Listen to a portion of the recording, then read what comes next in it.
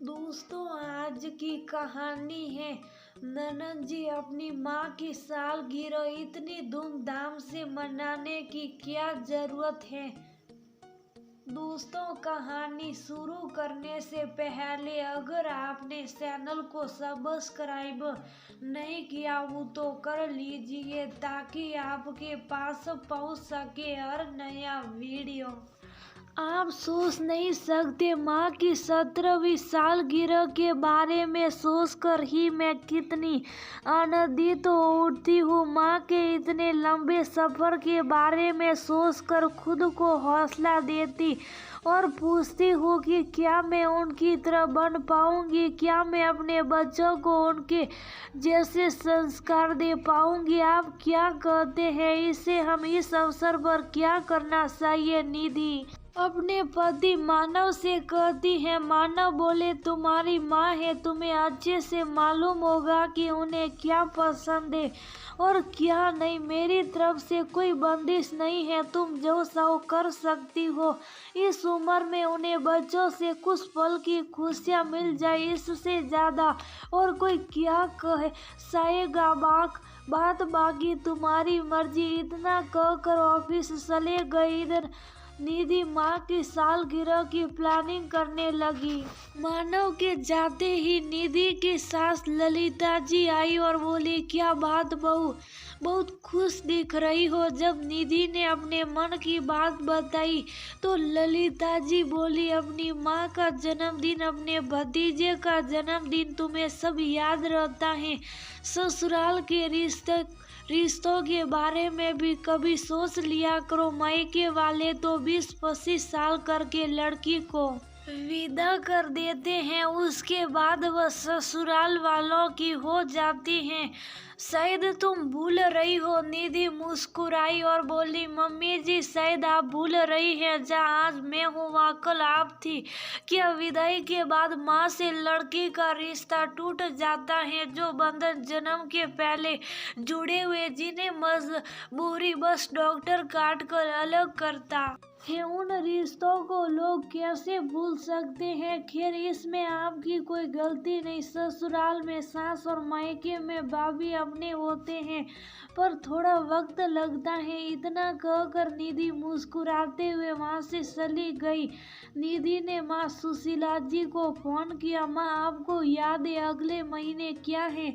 माँ बोली, ऐसा क्या है। वह हंसने लगी और बोली, माँ आप भूल रही हैं या मुझे बना रही हैं। आप 17 साल की हो जाओगी पर लगता नहीं है। माँ बोली, बेटा तेरी माँ अब बूढ़ी हो गई है, मेरी तबीयत अब ठीक नहीं रहती। अब तो मैं चीजों को भी भूलने लगी हूँ और इन सब बातों को मैं कब का भूल गई हूँ। निधि बोली, कोई बात नहीं, अब हम आपके जन्मदिन को धूमधाम से मनाएंगे और सब मिलकर उसे सेलिब्रेट भी करेंगे। सुशीला जी बोली, बेटा क्यों परेशान होती हो, तुम अपनी भाभी के स्वभाव को जानती हो और मेरी ऐसी हालत नहीं कि मैं कहीं आ जा सकूं। रहने दो, क्यों इन बातों को अपना वक्त और पैसा खर्च करती हैं।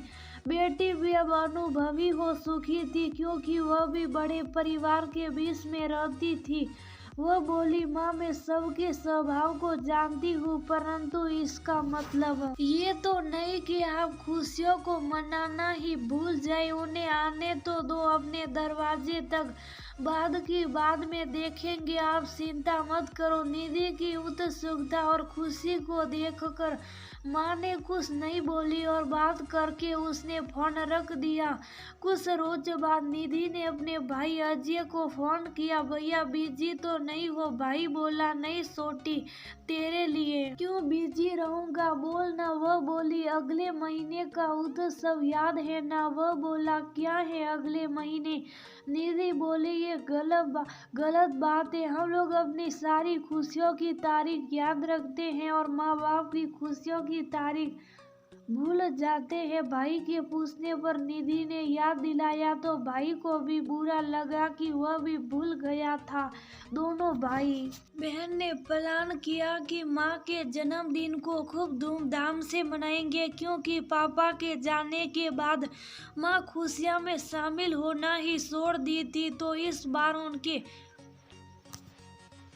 जानने वालों को भी बुलाएंगे। समय बीता और सालगिरह की तारीख करीब आई। निधि पूरे परिवार के साथ अपने मायके आई। रेनू भाभी का स्वभाव थोड़ा अलग था। एक दो दिन तो ठीक रही, पर जब दोनों भाई बहन के प्लान के बारे में उसे पता चला तो वह झूठी हंसी दिखाकर और अजय से नाराज होकर अपने कमरे में चली गई। उसे मनाने के लिए अजय भी पीछे पीछे गया तो रेनू बोली, अजय तुमने मुझे पहले ये सब क्यों नहीं बताया, और इस उम्र में क्या वह सालगिरह की पार्टी मनाएंगे। मैं जब कुछ बोलती हूँ तो तुम कहते हो बहुत खर्च होगा, अब क्या हुआ। अजय बोला, धीरे बात करो, ये सारी प्लानिंग निधि की है। मैं कितना खर्च करना चाहता था पर उसने मुझे कुछ भी नहीं करने दिया। मुझे खुद पर शर्म आ रही है कि मैं इतना पैसा कमाता हूँ परंतु उन पैसों से अपनी माँ की खुशियों को भी नहीं खरीद पाता हूँ। ऐसा नहीं था कि निधि उस जगह से अनजान थी। पूरा बचपन उसी जगह उसने बिताया था। उसने अपने कुछ रिश्तेदारों को भी न्योता दिया और सारी तैयारियां उसने खुद की थी। माँ की ऐसी हालत नहीं थी कि वह कुछ समझ पाती। कभी कभी तो सबको पहचानने से भी इनकार कर देती थी। निधि की माँ को नीला रंग बहुत पसंद था। उसने अपनी माँ को नीले रंग की साड़ी पहनाई। माँ ने कहा, इस उम्र में मुझे नीला रंग क्यों पहना रही हो। वह बोली, माँ हर रंग को जीवन में आने दो और खुशियों को हमें भी अपने तरीके से मनाने दो। आपने कितने साल हमारे जन्मदिन और हमारी शादी की सालगिरह मनाई, फिर हमारा भी तो कुछ फर्ज बनता है। और पापा के जाने के बाद कितने दिनों बाद आपके चेहरे पर ये खुशी आई है। पूरे परिवार के सामने माँ ने अपने बच्चों का हाथ पकड़कर केक काटा। तालियों की गूंज से माँ के चेहरे पर जो खुशी थी उसे बेटी अपने आंखों में समेट लेना चाहती थी।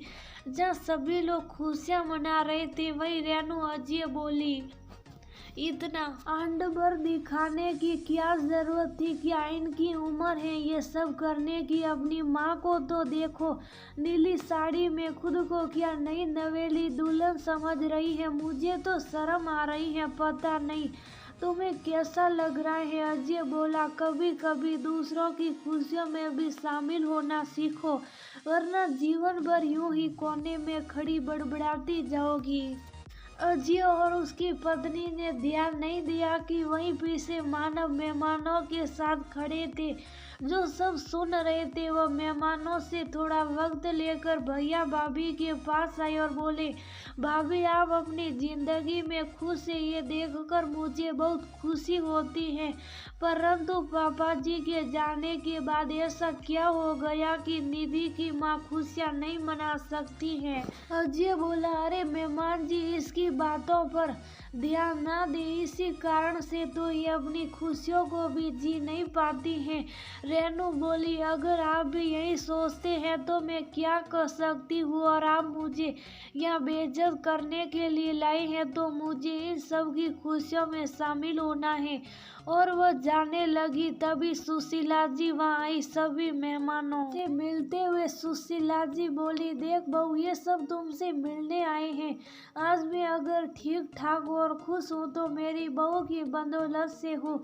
आज मुझे इतनी खुशी मिली है तो तुम बच्चों की वजह से मेरा आशीर्वाद है कि तुम भी अपनी 100वीं सालगिरह मनाओ। अपनी सास के मुंह से ऐसी बातें सुनकर रेनू को एहसास हुआ कि वह उनके बारे में कितना गलत सोचती थी और वह झोली भर भर के उसे आशीर्वाद दे रही है। निधि मुस्कुरा रही थी क्योंकि अपनी माँ की समझदारी पर उसे पल भर का भी संदेह नहीं था। माँ जानती थी कि बिगड़े हुए माहौल को कैसे संभाला जाता है। आखिर इतने दिनों का अनुभव जो था। निधि को देखकर सुशीला जी मुस्कुराई तो निधि उनके पास आकर बोला, माँ क्या आपके जैसा अनुभवी कभी मैं भी हो पाऊंगी। सुशीला जी बोली, बेटा तुम अपना कदम उस और बहुत पहले बढ़ा चुकी हो। बस यही समझदारी तुम्हारी भाभी में भी आ जाए तो मैं अपना अंतिम समय काट लूंगी। माँ को कुछ पल की खुशियाँ देकर और सदा अपने होने का एहसास दिलाकर और कुछ रिश्तों को सुधार उन दबे हुए एहसासों को जगाकर निधि वापस अपने घर चली गई। अगले ही महीने निधि के सास की शादी की सालगिरह थी तो धूमधाम उसने उसे मनाया। अपनेपन का वही एहसास और खुशियों से बड़ा उपहार उसने अपनी सास को तोहफे में दिया जो अपनी माँ को दिया था।